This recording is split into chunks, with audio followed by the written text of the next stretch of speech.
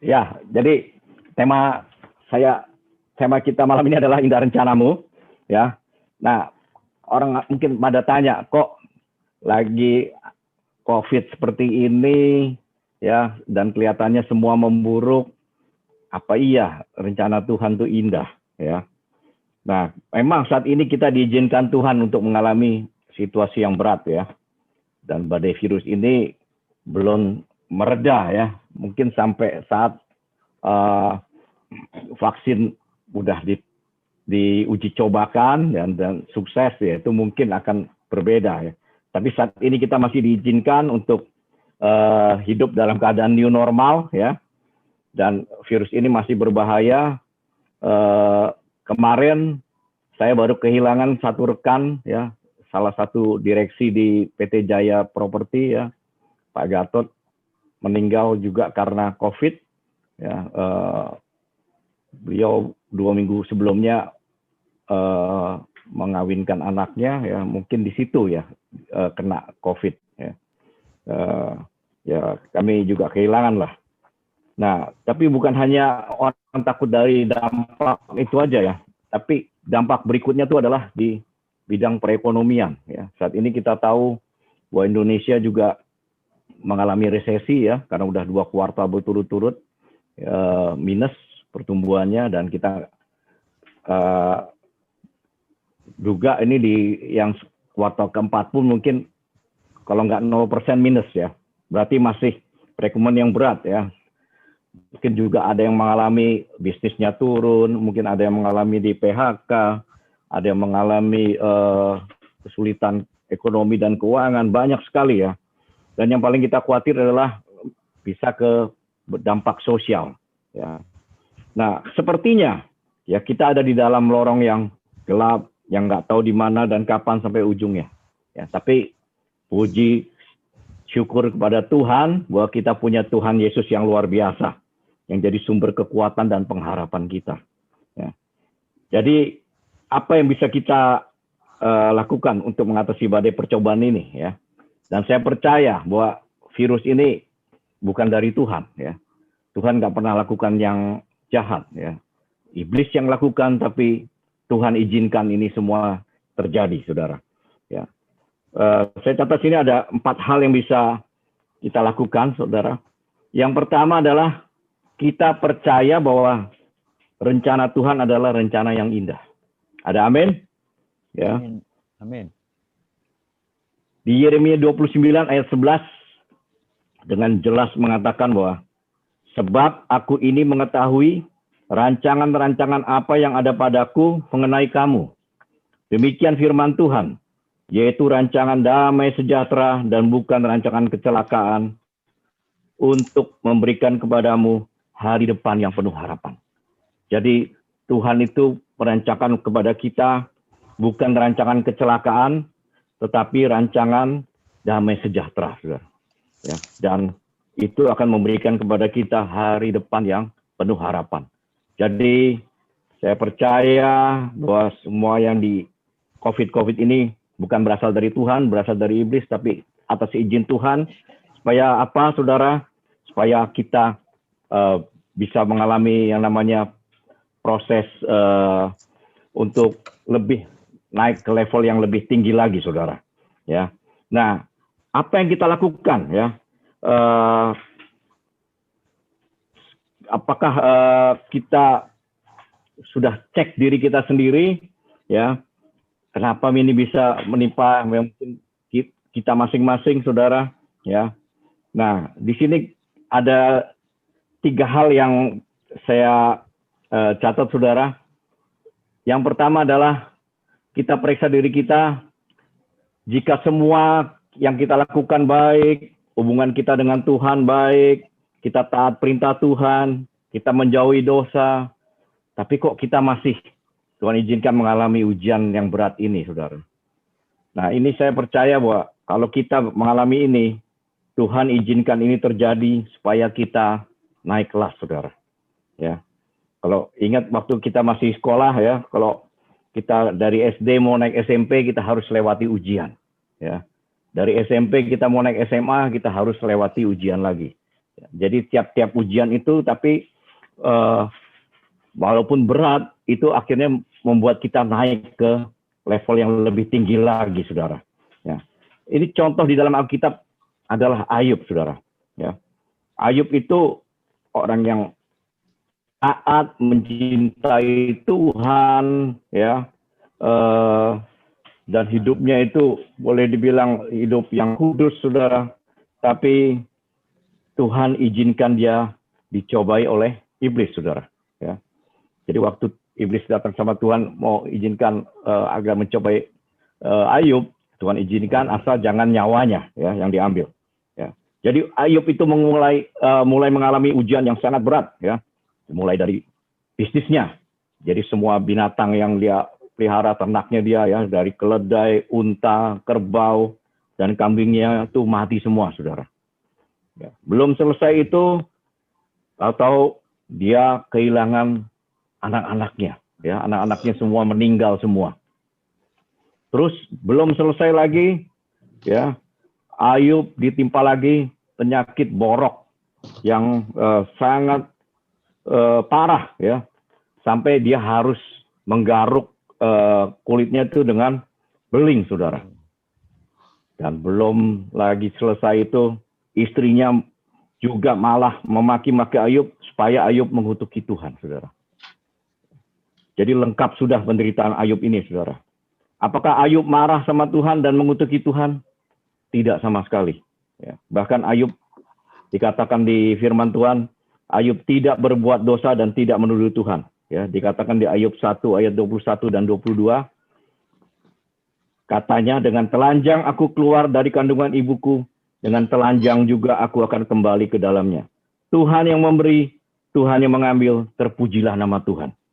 Dalam kesemuanya itu Ayub tidak berbuat dosa dan tidak menuduh Allah berbuat yang kurang patut. Jadi, saudara, walaupun dalam perjalanan selanjutnya, ya, kalau kita baca itu, waktu sahabat-sahabat Ayub mencoba menghibur Ayub, ya, Ayub sempat juga dia mengeluh pada Tuhan, ya, dan dia merasa dirinya yang paling benar di hadapan Tuhan. Tapi akhirnya Tuhan tegur Ayub juga, dan Ayub sadar akan kesalahannya dan minta ampun kepada Tuhan. Ya. Nah, akhirnya apa, saudara? Ayub setelah dia sadar, ya, di Ayub 42 ayat 5 dia katakan apa? Hanya dari kata orang saja aku mendengar tentang engkau, tetapi sekarang mataku sendiri memandang engkau. Jadi kalau kita diizinkan mengalami ujian ini, mungkin Tuhan ada maksud supaya kita lebih mengenal Tuhan, lebih dekat lagi kepada Tuhan, saudara. Dan di Ayub yang ke-42, saudara, akhirnya apa? Ayub itu lulus dari ujian ini, saudara. Bahkan Tuhan pulihkan hidupnya. Dan Ayub mendapat berkat 2 kali lipat, saudara. Ya. Bahkan anak perempuannya adalah anak yang tercantik di zamannya, saudara. Ya. Jadi kita percaya, saya percaya, saudara, masing-masing dari kita pasti pernah mengalami yang namanya ujian demi ujian, ya, atau yang mengalami masa padang gurun. Ya. Tapi kita percaya setelah kita lewati padang gurun itu, kita akan masuk ke tanah perjanjian, saudara. Karena padang gurun itu adalah proses pembentukan karakter kita, saudara. Nah, yang kedua, saudara. Yang kedua adalah, ini banyak yang dari kita mungkin, saudara. Hubungan kita mungkin udah jauh dari Tuhan, ya. Kita masih beribadah, kita masih berdoa kepada Yesus, ya. Tapi kita udah mulai menjauh, kita udah mulai mempertanyakan apakah Tuhan ini benar ada, atau Tuhan itu benar mau menolong kita, ya. Bahkan kadang-kadang mungkin kita masih bergelimang dosa, ya. Bahkan kita mungkin hidupnya masih lebih buruk dari orang dunia, ya. Nah, ini yang kita harus periksa diri kita. Kalau memang kita lakukan itu, kita harus bertobat dari segala dosa-dosa yang mengikat kita, saudara. Di 2 Tawarikh 7 ayat 14 katakan, dan umatku yang atasnya namaku disebut merendahkan diri, berdoa, dan mencari wajahku, lalu berbalik dari jalan-jalan yang jahat. Maka aku akan mendengar dari surga dan mengampuni dosa mereka serta memulihkan negeri mereka.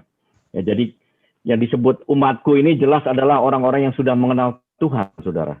Ya, tapi mereka mungkin udah hidup dalam dosa lagi, ya. Saatnya untuk merendahkan diri, sungguh-sungguh berdoa mencari wajah Tuhan, dan yang paling penting adalah berbalik dari jalan-jalan yang jahat. Artinya kita sungguh-sungguh bertobat. Ya, ini yang disebut dengan metanoia, saudara. Yang dulu berjalan menuju kegelapan, sekarang menuju terang. Ya, Tuhan pasti mendengar seruan pertobatan kita, mengampuni semua dosa kita, dan kita dipulihkan, saudara. Ekonomi kita dipulihkan, hubungan keluarga kita dipulihkan, penyakit kita dipulihkan, saudara. Ya, nah sering kita walaupun sudah lahir baru, mungkin kita nggak nyadari bahwa sebagian dari kita masih hidup dengan cara yang lama, saudara. Ini ada beberapa yang saya kasih contoh ya, nggak semua, tapi ada beberapa yang bisa kita lakukan check up kepada diri kita sendiri, saudara. Yang pertama adalah berhala. Ya, mungkin banyak dari kita yang sudah terima Yesus sebagai Tuhan dan Juru Selamat, tapi masih percaya dengan berhala-berhala. Ya, ini misalnya apa? Mungkin masih ada yang percaya hari-hari baik, masih ada yang percaya sio-sio, masih ada yang percaya bintang-bintang, masih ada yang percaya Hong Shui, ya, masih ada yang berbicara dengan arwah, ya, masih sembahyang cengbeng segala macam, saudara. Itu juga di mata Tuhan itu adalah kekejian, saudara.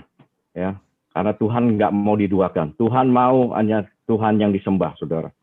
Ya. Nah, bentuk berhala yang lain adalah orang yang selalu mementingkan uang dan harta benda. Ya, uang penting, harta karena kita kalau nggak ada uang kita juga nggak bisa apa-apa, saudara. Ya, kita nggak bisa beli bensin terus kita bayar pakai haleluya, saudara. Ya, kita perlu uang, tapi uang bukan segala-galanya, saudara. Ya, bahkan di Matius 6 ayat 24 katakan, tak seorang pun dapat mengabdi kepada dua tuan. Karena jika demikian, ia akan membenci yang seorang dan mengasihi yang lain. Atau ia akan setia kepada yang seorang dan tidak mengindahkan yang lain. Kamu tidak dapat mengabdi kepada Allah dan kepada Mammon. Ya. Yang kedua, ini juga sering kita nggak sadari kita mengenai pornografi, saudara. Ya, sering ya, terutama bapak-bapak ya, kita hati-hati dengan apa yang kita baca atau yang kita tonton, saudara, karena itu kan memori pikiran kita, saudara, ya. Dan di Ibrani 12 ayat 14 dengan jelas katakan, berusahalah hidup damai dengan semua orang dan kejarlah kekudusan. Sebab tanpa kekudusan tidak seorang pun akan melihat Tuhan.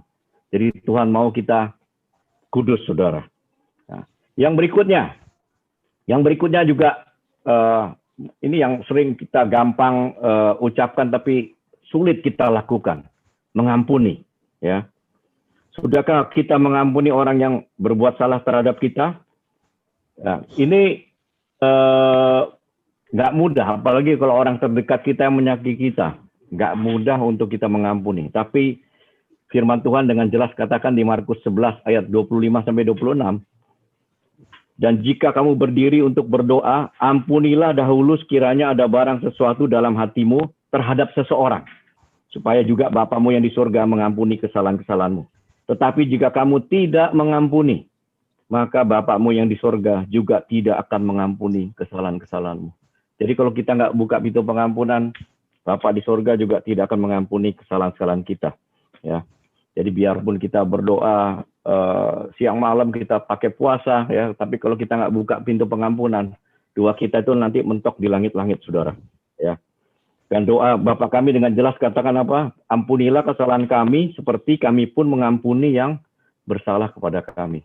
Jadi kalau malam ini masih ada yang punya akar kepahitan, masih ada yang punya dendam, ya, buka pintu pengampunan. Saya percaya Tuhan pasti buka pintu berkat buat saudara. Ya. Yang berikutnya adalah kesombongan, saudara. Ini juga dosa yang tidak kita sadari, ya, karena beda tipis, saudara. Betty orang bilang antara orang yang percaya diri dan orang yang sombong, saudara. Ya. Nah, ini hampir ada di setiap manusia. Manusia itu ingin dihargai itu wajar. Tapi jika berlebihan ingin dihargai, sudah masuk kategori kesombongan. Saudara. Ingat, Lucifer itu dulu malaikat, ya, yang pintar menyanyi, tapi karena dia ingin menyaingi Tuhan, ya, dia sombong, saudara, dia jatuh ke dalam dosa kesombongan, ya, dan akhirnya Tuhan campakkan dia ke bumi, saudara, menjadi iblis, ya.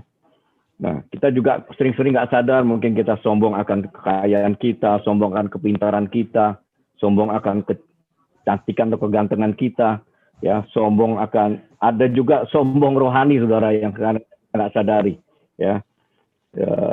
Nah, di Lukas 14 ayat 11 dengan jelas katakan, sebab barang siapa meninggikan diri, ia akan direndahkan, dan barang siapa merendahkan diri, ia akan ditinggikan. Jadi saya percaya, saudara, bahwa Tuhan itu sangat ingin memberkati kita, saudara. Ya. Tapi kita harus periksa diri kita, mungkin kita yang masih menjadi penghalang berkat itu nggak sampai, saudara. Ya. Di Yesaya 59 ayat 1-2 katakan, sesungguhnya tangan Tuhan tidak kurang panjang untuk menyelamatkan, dan pendengarannya tidak kurang tajam untuk mendengar. Tetapi yang merupakan pemisah antara kamu dan Allahmu, ialah segala kejahatanmu, dan yang membuat dia menyembunyikan diri terhadap kamu, sehingga ia tidak mendengar, ialah segala dosamu. Ya. Di Ibrani 12 ayat 1 juga katakan, karena kita mempunyai banyak saksi bagaikan awan yang mengelilingi kita, marilah kita menanggalkan semua beban dan dosa yang begitu merintangi kita. Berlomba dengan tekun dalam perlombaan yang diwajibkan bagi kita. Jadi kalau kita tanggalkan semua itu, saya percaya berkat itu akan datang melimpah kepada kita, saudara. Ya. Nah, yang berikutnya, ini bagi yang sudah jadi simpatisan, tapi belum terima Yesus sebagai Tuhan dan Juru Selamat pribadi. Ya, saat ini adalah saat yang tepat bagi saudara yang belum terima Yesus, ambil keputusan untuk terima Yesus sebagai Tuhan dan Juru Selamat pribadi. Karena keselamatan hanya melalui Tuhan Yesus. Tidak ada yang lain. Mungkin ada yang bilang, wah semua agama baik, semua mengajarkan kebaikan. Ya, betul itu. Saya setuju. Tapi yang mengajarkan keselamatan hanya melalui Tuhan Yesus. Ya. Di Yohanes 3:16 katakan, karena begitu besar kasih Allah akan dunia ini, sehingga ia telah mengaruniakan anaknya yang tunggal, supaya setiap orang yang percaya kepadanya tidak binasa, melainkan beroleh hidup yang kekal. Bahkan di Yohanes 14 ayat 6 katakan, kata Yesus kepadanya, akulah jalan dan kebenaran dan hidup. Tidak ada seorang pun yang datang kepada Bapa kalau tidak melalui aku. Jadi, hanya lewat Tuhan Yesus ada jalan, ada kebenaran, dan ada hidup. Ya, saya sering lihat di YouTube, saudara, kesaksian-kesaksian ya. Banyak sekali saat ini, saya rasa ini udah tahun akhir zaman ini adalah saatnya penuaian besar-besaran ya. Banyak saudara-saudara kita yang dari seberang yang bertobat dan terima Yesus sebagai Tuhan dan Juru Selamat pribadi. Ya, jadi bagi kita ini adalah kesempatan untuk menuai banyak jiwa-jiwa, saudara. Nah, yang kedua ya, tadi yang pertama adalah kita percaya bahwa rencana Tuhan adalah rencana yang indah. Ya, yang kedua adalah saatnya bagi kita untuk lebih dekat kepada Tuhan. Ya. Lewat badai virus corona ini, ya banyak orang yang sekarang kerja di rumah, ya work from home, ya mungkin dulu masing-masing begitu sibuk, nggak ada waktu, ya untuk dengan keluarga pun nggak ada waktu, ya apalagi bersekutu dengan Tuhan, semua sibuk sekali. Tapi karena Tuhan izinkan ini terjadi, akhirnya kita masing-masing harus kerja dari rumah, ya, mengurangi banyak aktivitas di luar, ya. Inilah saat yang tepat kita untuk lebih dekat sama Tuhan dan lebih dekat dengan keluarga kita, saudara. Ya. Dan bagi saya sendiri juga sama, saudara. Ya, dulu saya begitu sibuk kerja, ya, sering-sering nggak ada waktu untuk bersekutu, apalagi mesbah keluarga, saudara. Tapi dengan adanya waktu itu badai virus corona, waktu awal-awal ya, kami di rumah terus, kami bersekutu, kami memuji Tuhan, kami lakukan mesbah keluarga, dan hubungan dengan keluarga juga tambah dekat, saudara. Ya, dulu di meja makan kami itu selalu kosong, saudara, ya, karena masing-masing bisa makan sendiri-sendiri, sibuk. Tapi waktu kami diizinkan itu, akhirnya meja makan yang dulu nggak pernah kita makan bersama-sama, kita makan bersama-sama, ya. Kita kumpul lagi, doa sebelum makan, jadi hubungan lebih dekat. Dan saat ini sampai sekarang akhirnya kita terus, ya, kita bisa lakukan makan bersama, ya. Kita lebih intim lagi. Dan yang jelas dengan Tuhan itu hubungan kita lebih intim lagi, karena dengan ini kita baru tahu, saudara, bahwa apa yang manusia bisa lakukan, ya. Manusia itu terbatas sekali, saudara, ya. Bahkan melawan virus aja kita juga nggak bisa apa-apa, saudara. Tapi kalau kita punya Tuhan, Tuhan itu yang luar biasa dahsyat, saudara. Itulah saat kita untuk lebih dekat, lebih bergantung kepada Tuhan, saudara. Dan di Matius 11 ayat 28 katakan apa? Marilah kepadaku semua yang letih lesu dan berbeban berat. Aku akan memberi kelegaan kepadamu. Jadi ini adalah undangan Tuhan Yesus buat kita. Agar kita semua yang letih lesu dan berbeban berat datang kepadanya. Tuhan pasti memberikan kelegaan kepada kita. Ya. Jadi saat ini adalah saat yang tepat bagi saudara untuk lebih bersekutu dengan Tuhan, lebih intim dengan Tuhan, ya, dan percaya, saudara. Dia bukan hanya mau menolong saudara, tapi dia juga mampu menolong saudara. Ya. Daud juga dikala mengalami banyak masalah, dia lebih dekat lagi pada Tuhan, ya. Bahkan dia katakan apa? Lebih baik 1 hari di pelataranmu daripada 1000 hari di tempat lain. Ya. Jadi jangan kita lewatkan kesempatan untuk bersekutu dengan Tuhan. Cari waktu terbaik, ya. Bisa pagi hari, bisa malam hari, kita bersekutu dengan Tuhan. Ya, lakukan praise and worship. Ya. Saya juga nggak bisa main musik, saudara.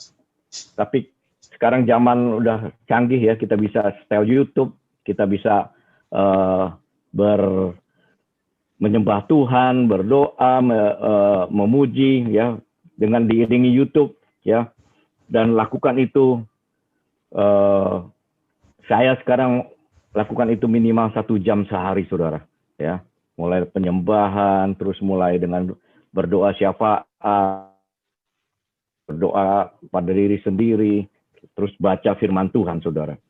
Dan saya percaya di dalam kuasa, ada kuasa di dalam setiap puji-pujian, saudara. Ya, karena puji-pujian itu punya kuasa yang besar, saudara. Itu ada di Kisah Para Rasul 16 ayat 25 sampai 26. Ya, waktu Paulus dan Silas di penjara, dia tidak mengeluh, dia tidak komplain, tapi mereka memuji Tuhan, saudara. Ya, dan akhirnya apa, saudara? Terjadilah gempa bumi yang hebat waktu mereka memuji dan menyanyikan puji-pujian kepada Allah, ya, sehingga sendi-sendi penjara itu goyah, dan seketika itu juga terbukalah semua pintu dan terlepaslah belenggu mereka semua. Jadi saya percaya ada kuasa di dalam setiap puji-pujian. Ya. Jadi yang pertama tadi kita adalah percaya bahwa rencana Tuhan indah. Yang kedua adalah saatnya kita untuk lebih dekat kepada Tuhan. Dan yang ketiga, jangan takut, saudara. Jangan takut, jangan panik, tetap percaya kepada Tuhan. Ya. Ketakutan itu bukan dari Tuhan, saudara. Ya. Tuhan nggak pernah kasih kita ketakutan, saudara. Iblislah yang menteror kita. Ya, dia yang mendakwa kita. Ya, percuma ikut Tuhan, Tuhan nggak akan tolong kita. Ya, mungkin lebih baik tanya orang pintar bisa kasih jawaban. Ya, mungkin banyak yang bisikan-bisikan seperti itu, saudara. Tapi tetap pegang firman Tuhan, saudara. Ya, janji Tuhan itu ya dan amin, saudara. Di 2 Timotius 1 ayat 7 katakan, sebab Allah memberikan kepada kita bukan roh ketakutan, melainkan roh yang membangkitkan kekuatan, kasih, dan ketertiban. Jadi ketakutan itu bukan dari Tuhan, saudara. Ya. Tuhan memberikan kepada kita adalah roh yang membangkitkan kekuatan, kasih, dan ketertiban. Nah, saudara, makin kita perbesar rasa takut kita, iman kita itu makin mengecil, saudara. Tapi kalau kita perbesar iman kita, maka ketakutan itu yang akan menjadi kecil, saudara. Ya. Nah itu bagaimana kita memperbesar iman kita, saudara? Ya, itu dengan mendengarkan firman Tuhan, saudara. Ya, firman Tuhan dengan jelas dikatakan di Roma 10 ayat 17, jadi iman timbul dari pendengaran, dan pendengaran oleh firman Kristus. Jadi kalau kita lebih banyak perbanyak membaca firman Tuhan, saya percaya iman kita akan makin kuat, makin timbul, makin besar, dan ketakutan itu akan makin mengecil, saudara. Ya. Jangan tiap hari atau tiap detik, tiap menit kita baca terus mengenai virus corona, saudara. Ya, wah, udah berapa yang kena terjangkit, udah berapa yang meninggal. Ya, kalau kita baca terus seperti itu, kita akan makin dilanda ketakutan, saudara. Ya, tentu kita harus berhikmat, ya. Keluar harus pakai masker, harus jaga jarak, ya, sering cuci tangan, itu tentu harus kita lakukan. Tapi jangan tiap kali harus kita cek berita-berita yang seperti itu yang bikin kita ketakutan, ya. Firman Tuhan aja yang kita harus baca terus untuk menguatkan kita, saudara. Ya, makin kita banyak dengar khotbah, kita banyak dengar firman Tuhan, itu akan menguatkan kita, ya, sehingga kita tidak perlu takut dan tidak perlu panik lagi, saudara. Ya, jangan takut, jangan panik, saudara. Ya, jangan khawatir juga. Ya, mungkin ada saat ini yang mengalami masalah keuangan, masalah pekerjaan. Apakah Tuhan bisa pelihara? Kalau saudara baca di Matius 6 ayat 25 sampai 26, katakan apa? Burung-burung saja Tuhan pelihara, apalagi kita manusia. Ya. Di Filipi 4 ayat 19 juga katakan, Allahku akan memenuhi segala keperluanmu menurut kekayaan dan kemuliaannya dalam Kristus Yesus. Di 1 Petrus 5 ayat 7 juga katakan, serahkanlah segala kekhawatiranmu kepadanya, sebab ia yang memelihara kamu. Jadi kalau makin banyak ayat-ayat itu, semakin kita dikuatkan, saudara. Ya, karena firman Tuhan itu punya kuasa, saudara. Ya, ucapkan itu terus, ya, pasti kita akan mengalahkan ketakutan kita, saudara. Sehingga firman Tuhan itu menjadi rema, benar-benar hidup dan tinggal di dalam kita, saudara. Di Yohanes 15 ayat 7 juga katakan apa? Jikalau kamu tinggal di dalam aku dan firmanku tinggal di dalam kamu, mintalah apa saja yang kamu kehendaki dan kamu akan menerimanya. Ya, jadi jangan panik, saudara. Tetap tenang, percaya bahwa Tuhan Yesus adalah ahlinya dalam menolong saudara dan saya. Ya.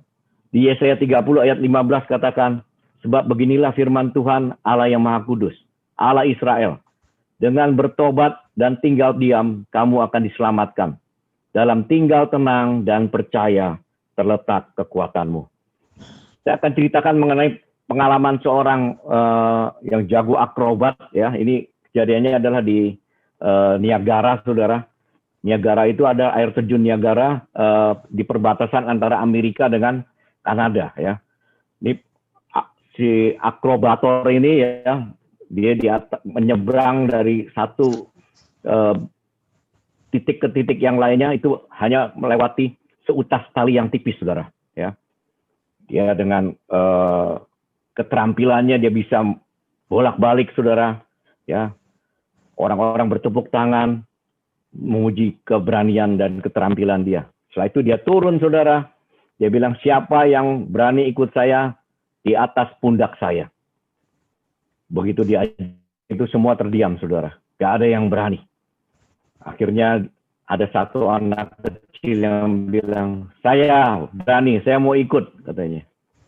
Akhirnya anak itu duduk di pundaknya si akrobator ini, saudara, melewati di atas utas tali, ya. Waktu itu angin begitu kencang, saudara, ya, dan dia menjaga keseimbangannya dengan susah payah, saudara. Karena anginnya begitu kencang dan orang-orang pikir, wah, kalau sampai dia nggak kuat untuk menahan beban itu, pasti anak itu akan dilemparkan supaya dia bisa menjaga keseimbangan. Tapi tidak, saudara. Akrobator itu terus dengan pelan-pelan melewati, akhirnya sampai di ujung, saudara. Dan waktu dia turun, mereka semua bertepuk tangan, saudara. Dan yang paling orang kagum adalah keberanian anak itu, saudara. Akhirnya anak itu diwawancara, ditanya, "Nak, kamu berani sekali.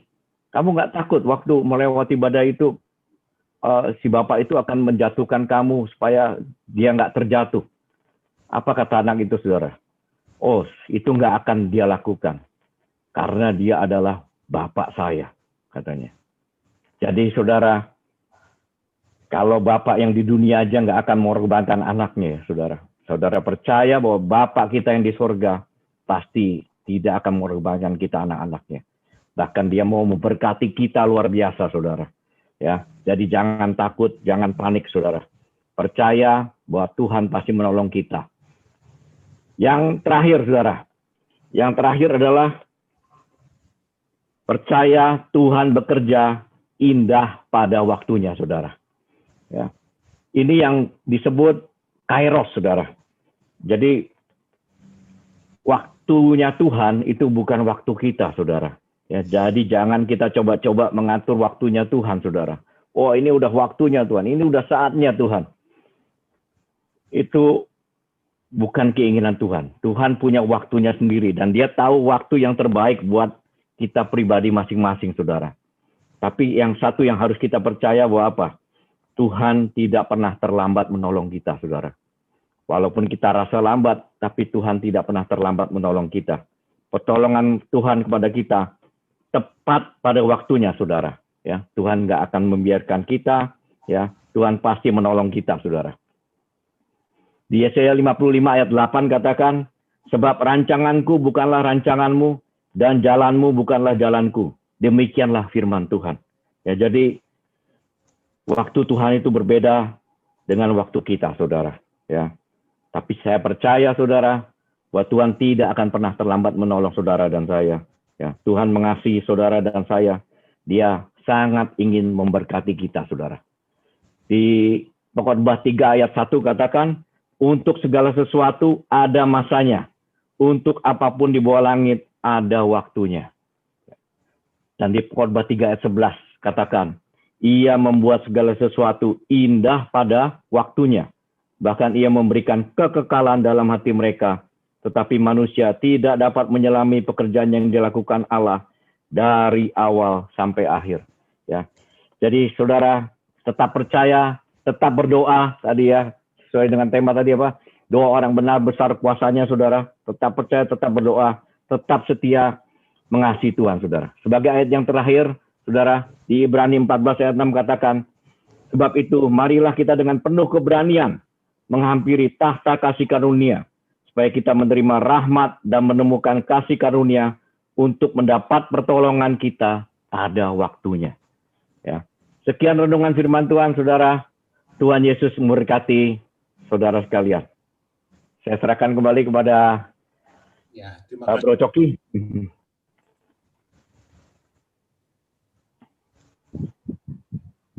Ya, Shalom.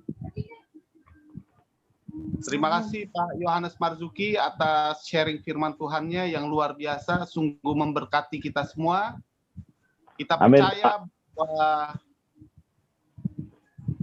Tuhan memiliki rencana yang indah buat kita semua. Pak Dani, monitor Pak Dani. Ya, mari teman-teman semua, kita bersyukur waktu Tuhan adalah pasti yang terbaik buat kita semua.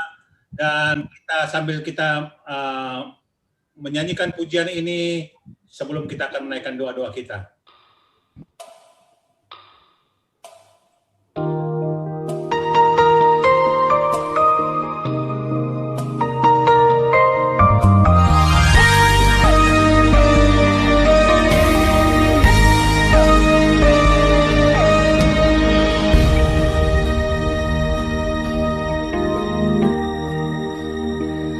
Bila kau izinkan sesuatu terjadi, ku percaya semua untuk kebaikanku. Bila nanti telah tiba waktumu, ku percaya kuasa-Mu memulihkan hidupku. Waktu Tuhan pasti yang terbaik. Walau kadang tak mudah dimengerti, lewati cobaan, ku tetap percaya waktu Tuhan pasti yang terbaik.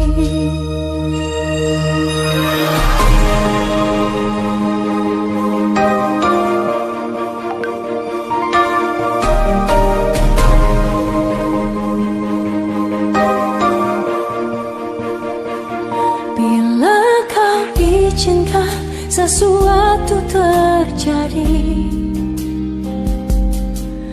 ku percaya semua untuk kebaikanku. Bila nanti telah tiba waktumu, ku percaya kuasa-Mu memulihkan hidupku. Waktu Tuhan pasti yang terbaik, walau kadang tak mudah dimengerti, lewati cobaan, ku tetap percaya waktu Tuhan pasti yang terbaik.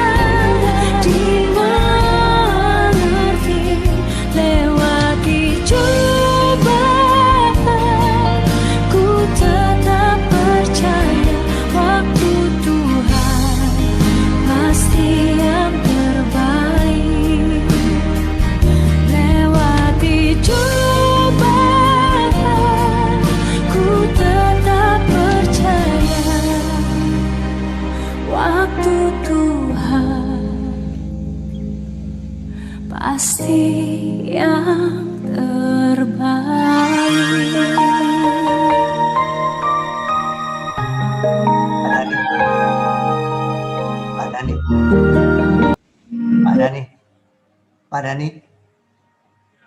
Pak Dhani. Ya, Pak Anton. Mic-nya dibuka, Pak. Mic, ya ini sudah Pak. Pak Dhani. Ya Pak Anton. Saya tergerak mau mohon Pak Yohanes Marzuki, Pak Yohanes. Saya melihat waktu campur tangan Tuhan, pergumulan Pak Yohanes Marzuki di kesaksian Kelapa Gading chapter, dari Damai Putra, kemudian sampai hari ini bisa karena ada kekuatan keluarga yang menopang doa. Karena kita ini kan menara doa. Begitu kompak sehingga sekarang Bapak di Jaya Realty. Boleh Pak 5-7 menit bersaksi singkat supaya teman-teman bisa mendapat satu berkat yang maksimal. Itu luar biasa menurut saya. Tuhan ini sungguh-sungguh setia. Silakan Pak Yohanes dibuka ini mic-nya. Oke. Karena ini satu pengalaman yang buat Bapak juga Sampai hari saya surprise bisa 1 jam Bapak berdoa. Sedang kami ini kan susah orang bisnis ya. Ya silakan Pak. Ya, ini belum bosan ya dengar ya. Oke. Terima kasih Pak Anton. Ya, jadi waktu saya pensiun dari Sumarekon 2014 saya ke AKR. Ya, saya di AKR 2,5 tahun. Tahu-tahu saya ditawarin untuk bergabung di Damai Putra di Bekasi, ya, proyeknya besar 2.000 hektar tanahnya.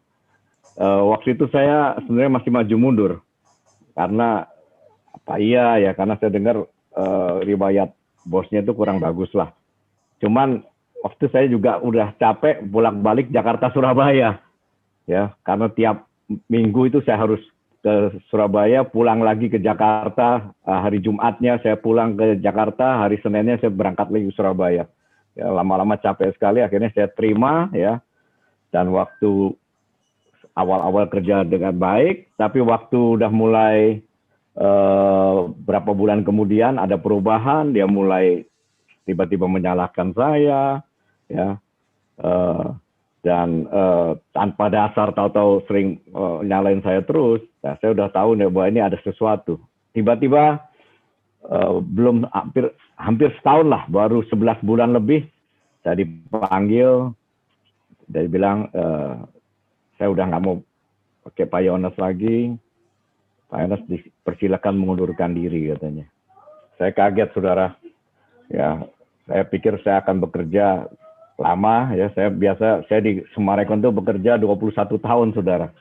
Ini kok tiba-tiba diperlakukan seperti itu. Dan saya terus terang nggak siap karena saya nggak menduga seperti itu, ya. Akhirnya ya udah, saya bilang saya minta waktu 3 bulan, tapi waktu dia bilang 3 bulan, saya kasih minta waktu 3 bulan, dia bilang kalau 3 bulan boleh, tapi bulan kedua gajinya tinggal 75%, bulan ketiga gajinya tinggal separuh. Waduh, saya bilang ini penghinaan yang luar biasa. Akhirnya saya putuskan enggak, udah sebulan aja saya minta waktu. Pas keluar, saya baru pikir-pikir kemana saya harus ini ya. Akhirnya saya cari headhunter, baru seumur umur saya cari headhunter. Biasa waktu itu headhunter yang cari saya, saudara.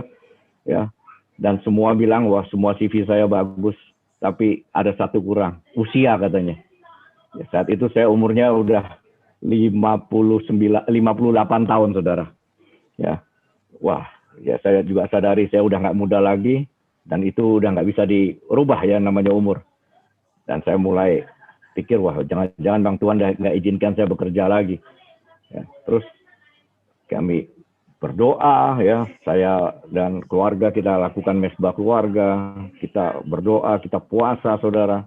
Ya, dan akhirnya anak saya yang nomor 3 itu digerakkan oleh Tuhan. Dia bilang, nggak, hubungi aja Dirutnya Pembangunan Jaya. Ya, saya dulu pernah cerita bahwa Dirut Pembangunan Jaya waktu mau bangun mall di Bintaro pernah datang ke saya waktu saya Dirut di Sumarekon untuk tanya-tanya mengenai mall. Ya, saya dengan sukacita saya bantu jelaskan semua, saudara, gimana bangun mall, gimana operasi mall. Ya, nah waktu diingatkan itu saya pikir ya saya kontak. Dan waktu saya kontak tanggapannya ternyata baik, saudara.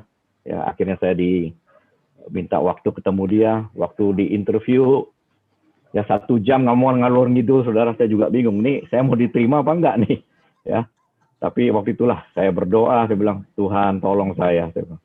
Dan akhirnya waktu udah 1 jam dia bilang, saya sambil ngobrol nih saya ambil mikir, Pak Yones saya mau taruh di holding apa di anak perusahaan, katanya. Ya, wah ada harapan, saya bilang.